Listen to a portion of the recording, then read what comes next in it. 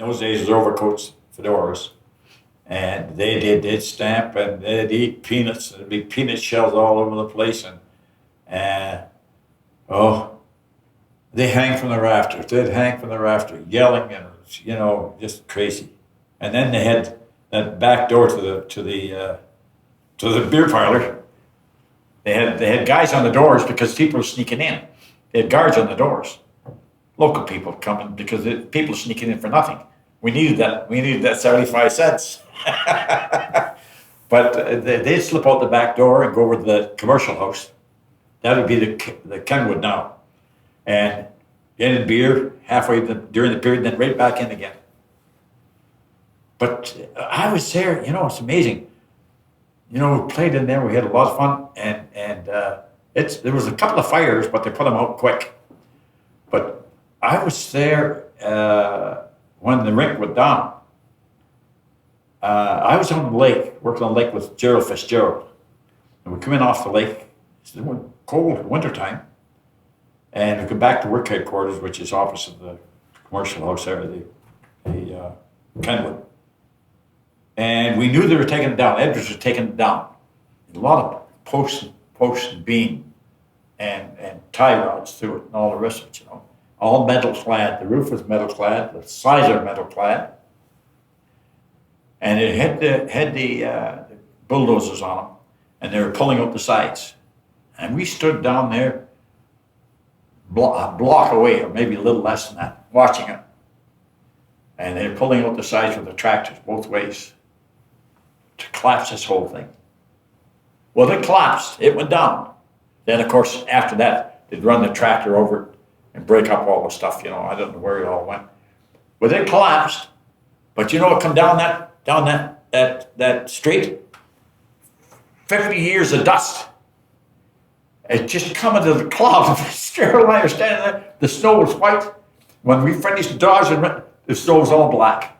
So there was dust on the beams inside, just like a cloud. A big come right down at us. I'll never forget that. Snow white one minute, black the next. It had 1, 2, in the middle, three dressing rooms. Then they had the band room. Remember the band room? They had a band room. And it had sliding windows that went up. The band room wasn't all that big. But in the old days, they'd have bands there and be playing upstairs at the different level. And people were out skating. And it was a pretty busy place. I told you one thing unusual. The stairs, the hockey stairs, the home team, we went up the side and down the steep set of stairs. Remember that, Jim? And out on the ice. And the same with the other side.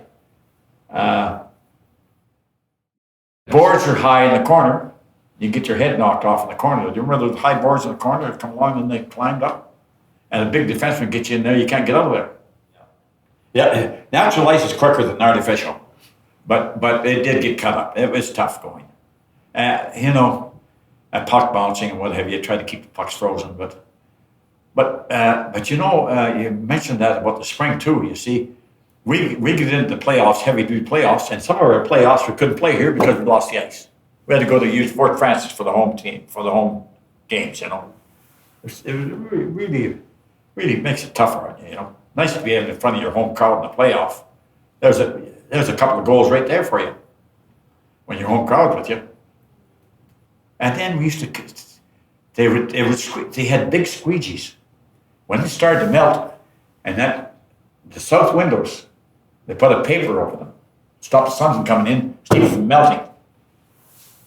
And so it would start to melt. Then they'd cut holes on the boards on the kicker and squeegee the water off, and then keep the building closed tight, the windows in, so they get some half decent ice to make the playoff. I'll never forget that.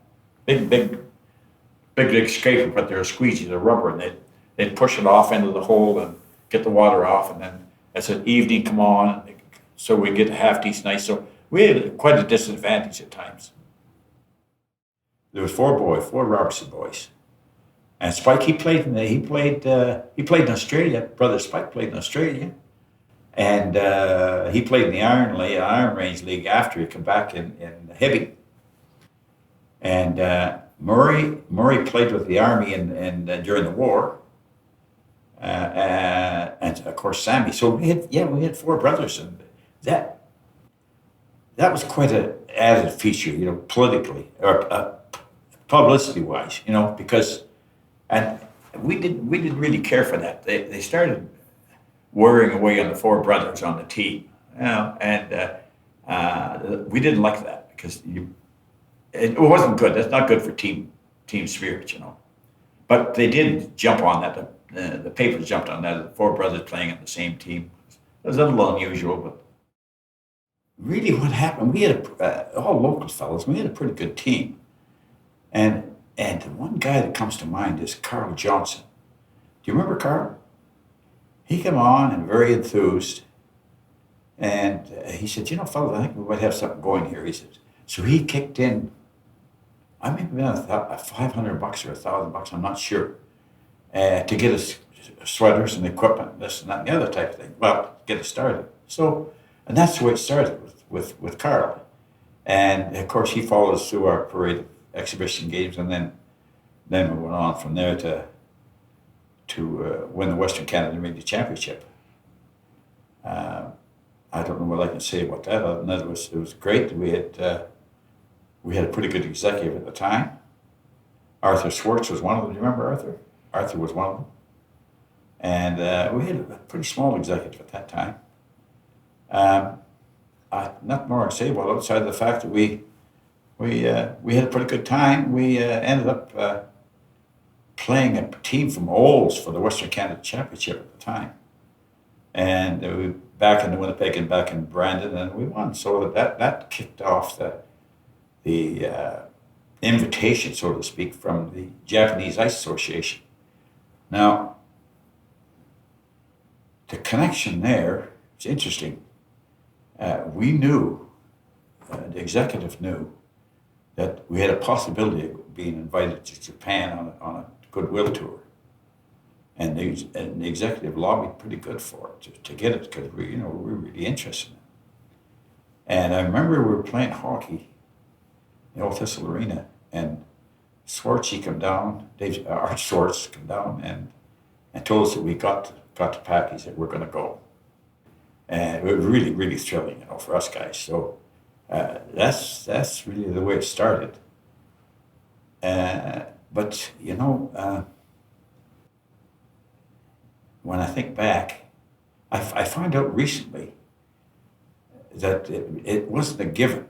The Japanese Ice Association asked for a Canadian team to come over and demonstrate hockey. And of course, that was thrown open to the public, and so that many teams might have been interested in it. One of them, as a matter of fact, I think was that time was the Toronto Lyndhursts. They went over to play Russia, and Russia gave them a pretty good whacking, But in any event, I find out here just recently, through all this, there was a political angle to this. You would think the CHA pick a team and say, okay, can you fund this? Can you fund yourself? Let's get on the move.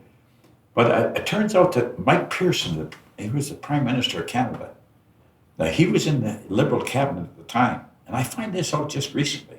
Somebody sent me an article from the paper in Nova Scotia, and it turns out that Mike Pearson, had his hand in making that decision.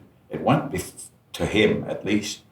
Apparently, what happened was that previous to our trip over to Japan, the American team went in there, and they did not very nice. And they were moving the kids around, the Japanese kids around, and these kids are, come on, they're not pro hockey players, they're university kids, and they're batting them around pretty good, and it didn't go over very well. So now, I guess they were worried about, making connection with Japan, Japan itself economically, and so they wanted to make sure that we had the right kind of team. So it was finally finally, I think it was okay to Mike Pearson by the sound of it. That's a political end. So that's what happened. We got the job and I got the trip and away we went. So talking to the trip, that was a different ballgame. This was really wonderful. We never lost any wages from our trip from here over to Japan and back again. It was through the good graces of the people of Kenora and a wonderful executive that raised, and I looked it up, and they raised $10,700, and that gets us to the coast. Well, part of to the coast and back again, and then from the coast to Japan and back to the coast again, BC. The Japanese Ice Association paid for that, and so we had a great executive. They sold miniature hockey sticks, signed miniature hockey sticks. They had plays over at the Palace Theatre. Frank Falls, some of them were performing and act, and people singing. And they were just a wonderful time, a wonderful executive. $10,700 is a lot of money in those days, a lot of money. But the spirit was there, and the people were wearing red and white tags for the hockey, and it was great stuff. But then there was 1, 2, 3, 4, 5, 6 CPR guys on the team. And of course, we saved the club money there because we grabbed passes. So we got 5 or 6 guys that were CPR fellows, myself included. And we didn't cost the club that much to get there. So, but that's the way it happened, Jim. It was great stuff. It's 2 days and 2 nights on the CPR to get to Vancouver. That's what it was at the time. But when we get to the coast, they put us on board a ship. Matter of fact, we saw a lot of local businessmen in town who retired here and moved to the coast. We had quite a little gig out there, but once we get to the coast and they get us on this boat, this is interesting. This boat was named Hakawa Maru, and it was 12,500 ton light. And the reason that boat existed and got us over there is because it was a hospital ship during the war. And the Americans had sunk out all the Japanese shipping you could find. But the hospital ship survived. This was originally a hospital ship, but it was running at 12,500 ton. Now, just to draw a little comparison, the cruise ships you got now, you see the one that's wrecked over there in Italy, that's running about 120,000 ton. And these other cruise ships, 100,000 ton. We're going over the North Pacific, 12,500 ton, not loaded, but then you had passengers on board. They took some other stuff on board. So we were 17 days one way to Japan. I remember getting out on the boat, standing on the boat and looking across, and I guess due to the arc, the way the ship does, over the circle and back again, we could see the Aleutians because of the arc of the ship. And so it was it was an interesting ride, Jim. Yeah, it was really. I remember in the North Pacific, that thing is rolling around there, and we're firing each other all over the place, and the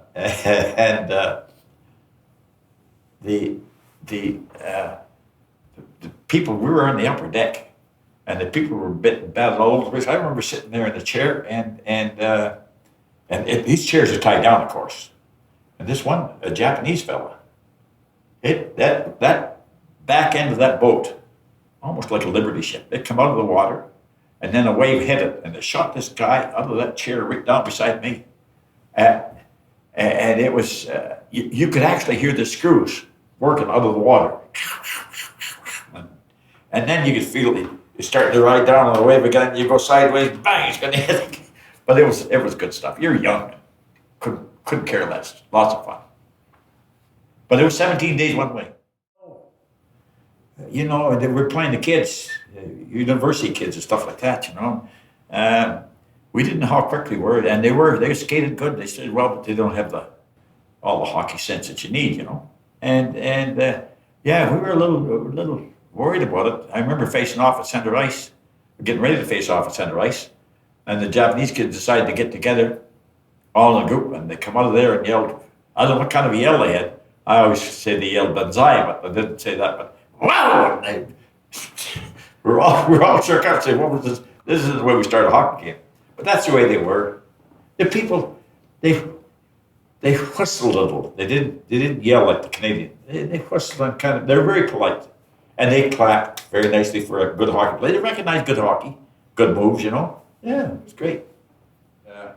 We actually traveled around about 1,000 miles there, and the teams that we played in, the place we played in Kyoto, Osaka, Nara, Nagoya, and Tokyo, and that involved about 1,000 miles travel.